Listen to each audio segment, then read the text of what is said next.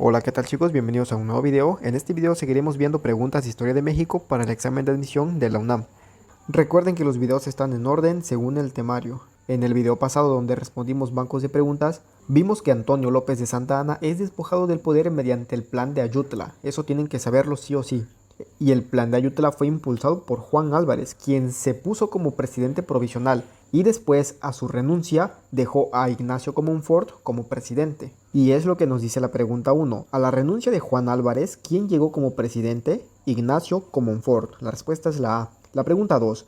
¿Qué leyes le habían quitado poder a la iglesia y al ejército? Una vez que Ignacio Comonfort estaba en el gobierno, promulgó las leyes de reforma, que prácticamente eran para destituir los bienes inmuebles y reducir el poder tanto económico como político del clero. Tenemos tres leyes de reforma: la ley Juárez, la ley Lerdo y la ley Iglesias. No les voy a anotar el concepto, pero sí se los voy a decir, así que apréndanlo. La ley Juárez fue para erradicar los fueros a los militares y al clero. La ley Lerdo fue para desamortizar los bienes eclesiásticos y civiles. ¿Y qué significa esto? Pues liberar bienes que estaban, digamos, en manos muertas. Por ejemplo, la ley Lerdo le afectó a los campesinos, porque los campesinos tenían tierras que no estaban trabajando y con la ley Lerdo se las quitaron para que alguien más pudiera trabajarlas. Y lo mismo pasó con todos los bienes que tenía la iglesia. Por último tenemos la ley Iglesias, y esta consistía en cancelar la práctica de poner sanciones por no cumplir con los votos monásticos. La ley Juárez fue elaborada por Benito Juárez, la ley Lerdo fue elaborada por Lerdo de Tejada y la ley Iglesias fue elaborada por José María Iglesias. Entonces, la pregunta 2 nos dice, ¿qué leyes habían quitado poder a la iglesia y al ejército? Y la respuesta correcta es la B, leyes de reforma. Por lo que acabamos de ver, la ley Juárez le quitó los fueros tanto a la iglesia como a los militares. La pregunta 3 nos dice, registro civil, suspensión del fuero eclesiástico y desamortizar las propiedades de las iglesias, ¿son parte de?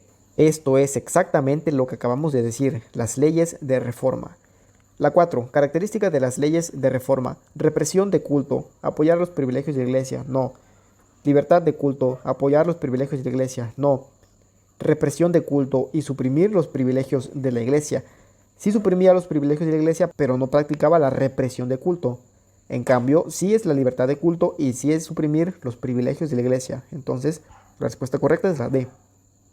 La 5. ¿Qué es la ley Lerdo? La acabamos de decir.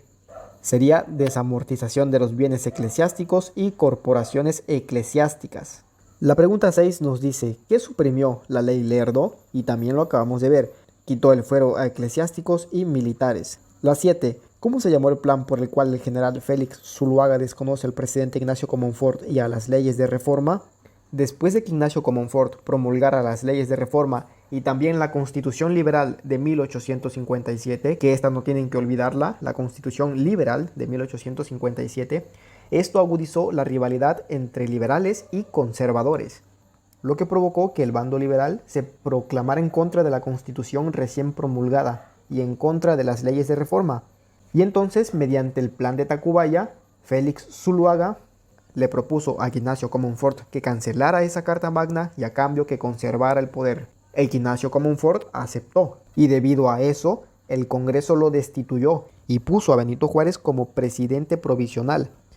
Pero a su vez los conservadores pusieron a Félix Zuluaga como presidente. Así que mediante las armas, Benito Juárez y Félix Zuluaga se estaban disputando la presidencia, y esto dio origen a la Guerra de los 3 años, también conocida como la Guerra de Reforma. Entonces, la pregunta 7 nos dice, ¿cómo se llamó el plan por el cual el general Félix Zuluaga desconoce al presidente Ignacio Comonfort y a las leyes de reforma? Lo acabamos de decir, el plan de Tacubaya, no lo olviden. Algo que pueden ir haciendo es anotar en una hoja todos los planes y enseguida anotar de qué se trata. Por ejemplo, otro plan seguido de este fue el plan de Navidad.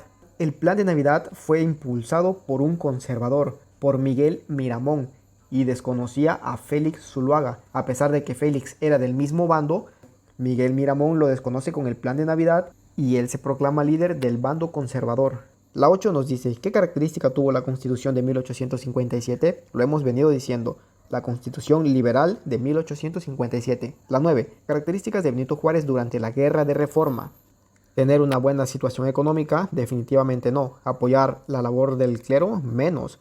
Mejorar las relaciones con los conservadores, tampoco. Carecer de recursos económicos. Sí, la respuesta es la D. Benito Juárez carecía de recursos económicos e incluso le pidió ayuda al gobierno de Estados Unidos y mediante el Tratado de McLean-Ocampo trató de establecer un acuerdo con Estados Unidos. A cambio de que Estados Unidos le ayudara en su proyecto liberal, se le otorgaría el libre tránsito por el Istmo de Tehuantepec. La pregunta 10 nos dice, el proyecto económico, político y social del país propuesto por los liberales quedó expresado en la Constitución de 1857.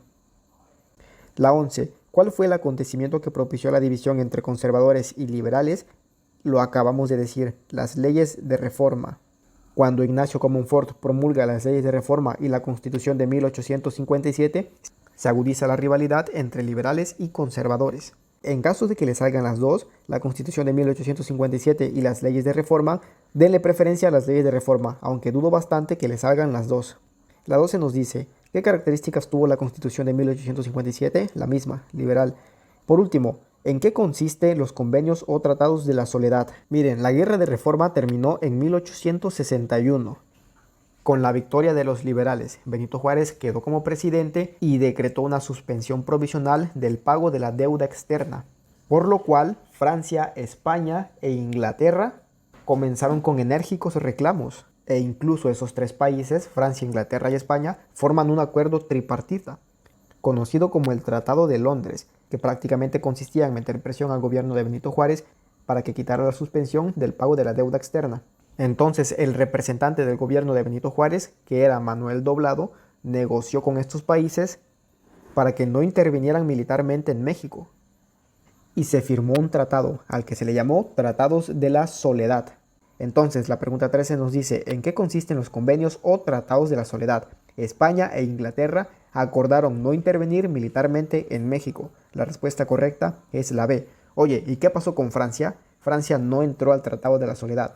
Francia decidió invadir México y lo logró e impuso un imperio, el imperio de Maximiliano, conocido como el Segundo Imperio Mexicano. Y sobre eso tratará el siguiente banco de preguntas, así que no se lo pierdan. En la descripción de este video les dejaré el link de la lista de reproducción con todos los videos que llevamos. Este es el quinto video, así que los veo en el siguiente.